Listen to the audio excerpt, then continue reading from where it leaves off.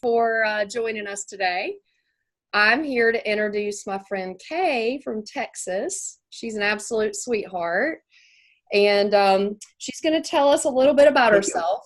Her background is insurance, and she does life and health insurance about 3 months out of the year. And the rest of the year, she's growing a business based on health and wellness and helping people make extra money on the side or feel better with mental clarity and stuff. So we're going to talk a bit about what that's like growing a business. So Kay, tell us a little bit, how did Zija find you? Tell us that first. Okay. I had learned to value doing things naturally. When I was growing up, being the oldest of 8, my mother was a nurse, so all I knew about was, shall we say, the medical model.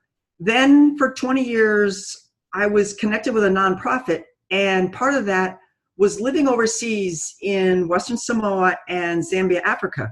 Well, in those places, they have herbs, they have trees, they have plants, they have roots, and they take care of themselves in the village, especially with having their babies in the village with midwives.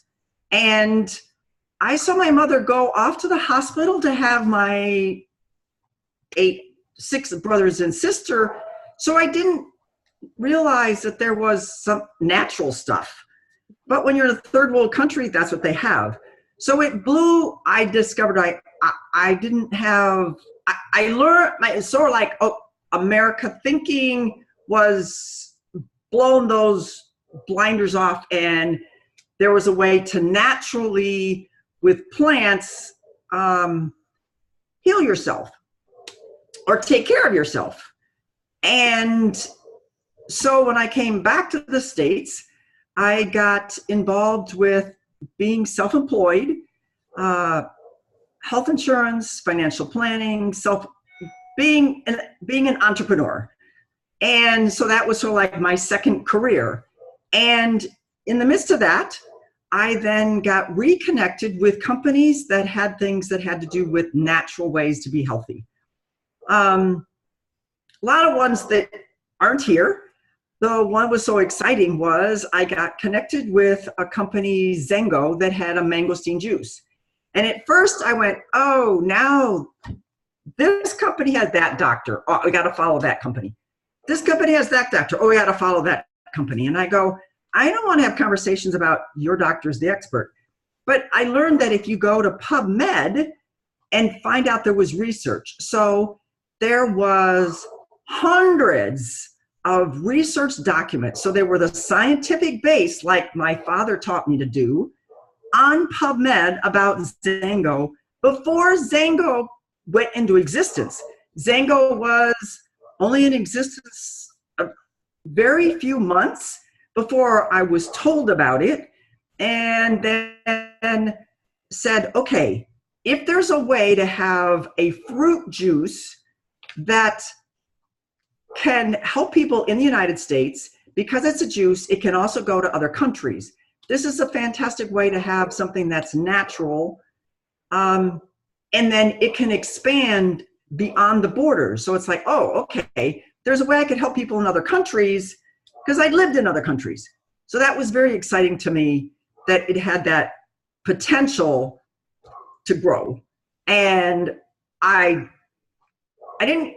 think I had a particular health challenge at the time, although I learned after I was on Zengo that I had a health challenge of being hyperglycemic. So that's the opposite of diabetic, where I had to have fuel throughout the day.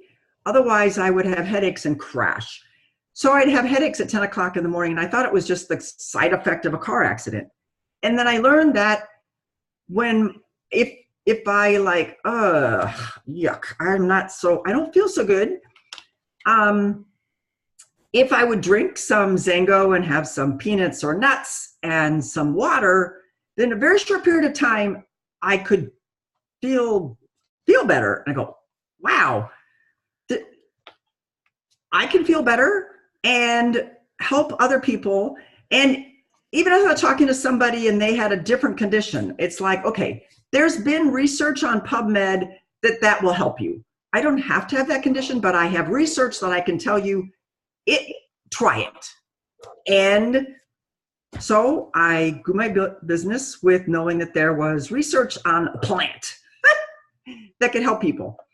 So now with Zija, they have many more products, and their primary products has to do with a tree. Oh, it's a moringa tree, and there's research on a moringa tree. And you're like, okay, you can eat the seeds and the flowers and the leaves of this tree.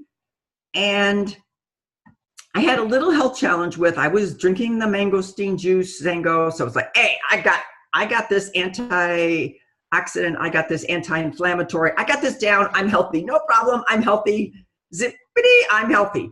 Boom. I was in the hospital for 24 hours. And I went, oh, maybe I don't have this whole healthy, maybe I need to up my game or learn something more. Again, like expand past my peripheral vision. So I had heard, I go, well, maybe this thing with the moringa and the Zango would make a difference to my health and then prevent me from ending up back in the hospital. I was going to defy my health condition. I had siblings that had similar. So I said, okay, I'm going to defy this. I'm not going to have this condition going forward. I'm going to be healthier. So being the oldest of 8, then my father remarried, being the oldest of 11, and yet I'm healthy without being on a prescription. I can keep up with my grandchildren. I go, hey, I'm good. So this is my 3rd career of helping people full gun. I love it. So what I heard you say was you found out about mangosteen, which is a fruit, and you started drinking that and you felt better. And then the company that you joined merged into another one that also had a healthy tree. So you drink a mixture of a fruit and a tree, and you're on no pharma, and you feel amazing, and you run around with your grandkids. Like, who wouldn't want that, right? Isn't that awesome? Great. So you help people feel better, and then by feeling better, they can learn with you how to make extra money. So what would be the type of person who could benefit most from joining your team, Kay? What are they going to learn from you, and what are they going to gain? I think initially people that I can relate to and they can relate to me. So I was a single parent for several years. Yeah. Then I was married for 14, 15 years. Then I've been divorced. I've also been a widow. So I understand like that sort of hole in your heart with being a widow. By living in other countries where they spoke a different language, I've realized that I have a skill of asking questions and learning, even if your culture is different. Now, your culture might just be a different place in the United States you live, but having been immersed for 7 years of my life in other cultures and other languages, I think I have a sensitivity to be able to listen and learn what your world's about so that I can then match up some solutions for your world. And now being a grandmother, having moved, the undertaking of, well, I thought I was going to be in my house for the rest of my life. Well, now I have a different future of my life. So